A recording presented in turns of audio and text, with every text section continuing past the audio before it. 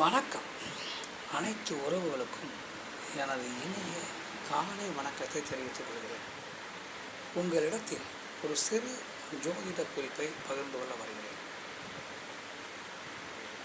ஒருவர் மிகவும் மனவேதனையில் நாம் தொட்டதெல்லாம் துளங்காமல் பிரச்சனைகளாக வந்து கொண்டிருக்கின்றது. நாம் எங்கு போனாலும் பிரச்சனை வந்து கொண்டிருக்கின்றது. நாம் எதை தொட்டாலும் பிரச்சனை ஆகி கொண்டிருக்கின்றது. முன்னேற்ற பாதை என்பது நமக்கு முடக்கப்பட்டிருக்கிறது, வளர்ச்சி என்பது தடைப்பட்டிருக்கிறது என்றெல்லாம் வருத்தப்படுவதுண்டு. அந்த வருத்தப்படக்கூடிய சூழ்நிலைக்கு முக்கியமான காரணம் என்று சில காரணங்கள் இருக்கின்றன. அதை நாம் தெளிவாக பார்க்க வேண்டும். அவருடைய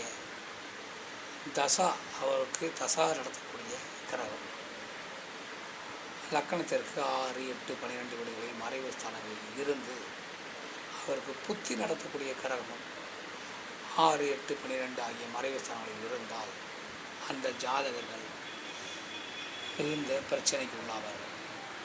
அதனால் பொறுமையாக அந்த புத்தி நடத்தக்கூடிய கிரகத்தினுடைய புத்தி முடியும் வரை பொறுமை காக்க வேண்டும்.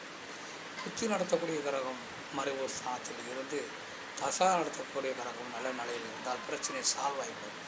2 கிரகமே மறைவு ஸ்தானத்தில் இருந்தால் பிரச்சனை ஏற்படும். ஒரு மறைவு ஸ்தானத்தில் தசா நடத்தக்கூடிய கிரகம் இருந்து புத்தி நடத்தக்கூடிய கிரகம் நல்ல நிலையில் இருந்தாலும் பிரச்சனை சால்வ் ஆகிவிடும். அதனால் புத்தி நடத்தக்கூடிய கிரகம் புத்தி முடியும் வரை கொஞ்சம் நாம் பொறுமை காக்க வேண்டும். அதன் முன்பு மற்ற கிரகத்தினுடைய புத்தி துவங்கிய முன்பு நாம் நல்ல காரியங்களை துவங்க வேண்டும். அதுவரையில் பொறுமையாக இருக்க வேண்டும்.